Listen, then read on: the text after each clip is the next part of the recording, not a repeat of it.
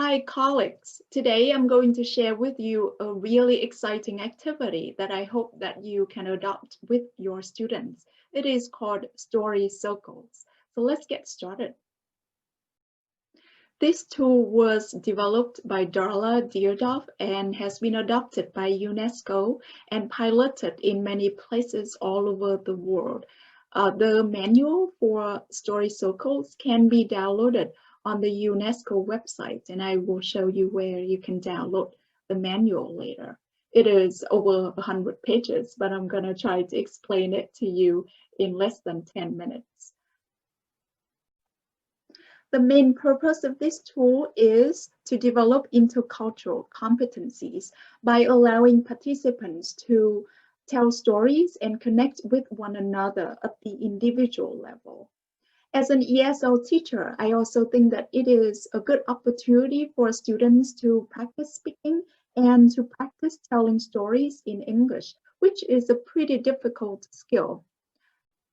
It is recommended that each Story Circles session should be at least 75 minutes so that participants have time to share their stories in small groups first and then participate in a debrief at the end of the session. These are the overall steps of the session. First, you should set the mood by maybe allowing the participants to do some breathing exercise, or maybe you can play some music to help people to relax. The second step is to explain the purposes of the session, and I will show you what is involved in this step later.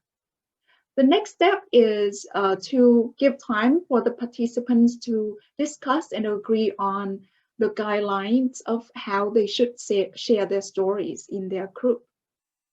And then participants take turns to share their stories in small groups. It is recommended that you have 5 to 7 people in a group so that participants have the opportunities to listen to diverse stories from different people. And then there is a debrief after the participants get back into the bigger group. So the first step is pretty simple. The second step is for you to explain the purposes of the session to the participants. And remember that this method is meant to develop participants' intercultural competencies. So the purposes here are related to that aspect. And these are some examples. Demonstrate respect for others, practice listening for understanding. And you can see that practice listening for understanding is really highlighted here because it is actually a difficult skill. Many times when we listen to other people, we listen because we want to respond to what they say. We listen because we already have some kind of judgment in our mind as we listen. But in this case, participants should practice so that they can really hear other people's stories. And so when you present the purposes to the audience, you should emphasize this aspect of intercultural competencies. And these are other purposes that you may spend time explaining to the participants. The next step is for the participants to discuss and agree on the guidelines on how they are going to share their story in their small group. And you can give these guidelines to the participants so that they can state their commitment to these guidelines and they can make some changes or they can add other guidelines as well. And when I do this virtually, I actually send the participants a Google Doc so that they can add other guidelines to the list. In their small group, participants take turns to introduce themselves in up to 2 minutes by responding to a prompt that you give them. This is an example of a prompt, but there are other examples in the manual and in a handout that I'm happy to share later. Now, in this step, you need to emphasize to the participants that they need to take turns.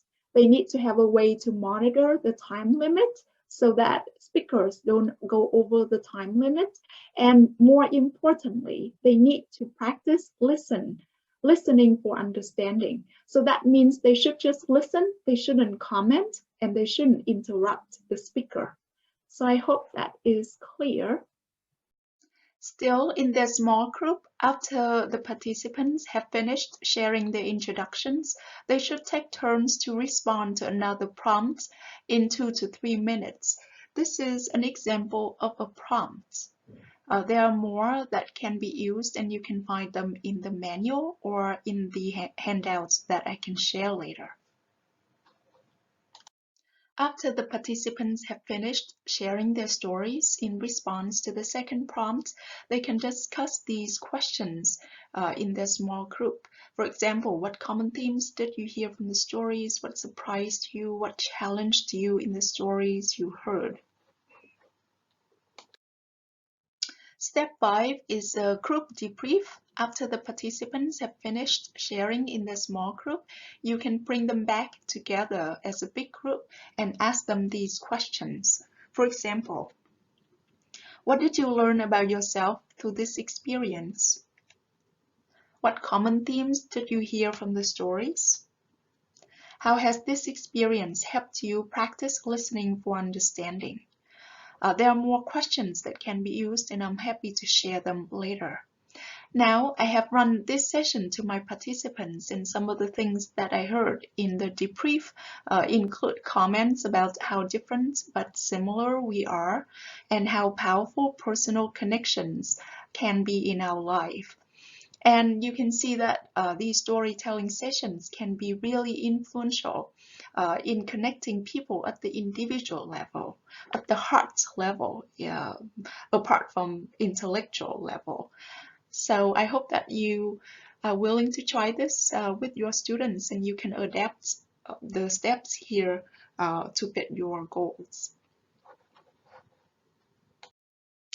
Other optional steps that you may follow include having the participants complete an action plan and having the participants complete a feedback form. Participants may want to continue to learn more and practice their intercultural communication, so having them form an action plan may help them to think about ways that they can learn more.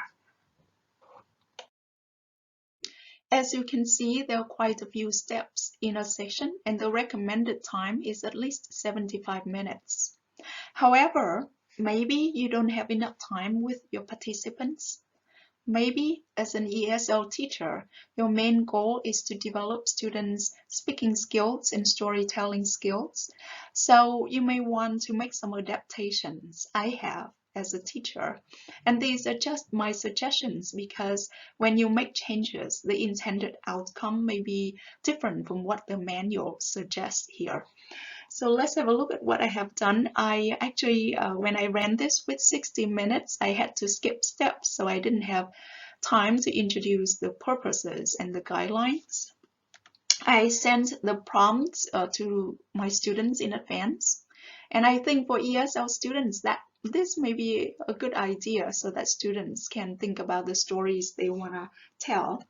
And you may have smaller groups when students are in their group sharing their stories.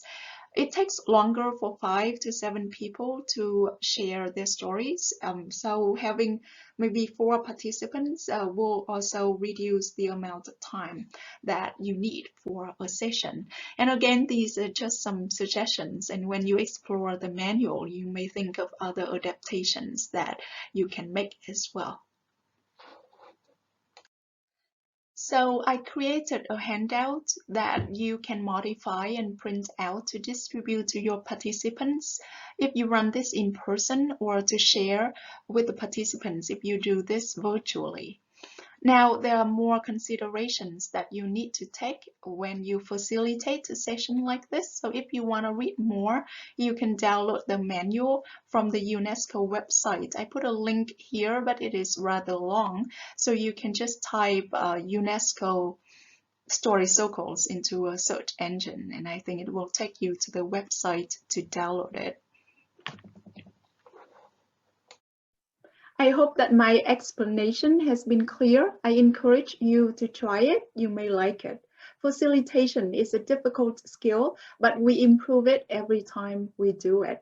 If you like the video, give me a thumbs up below. If you want to hear more from me, please subscribe below as well. Thank you.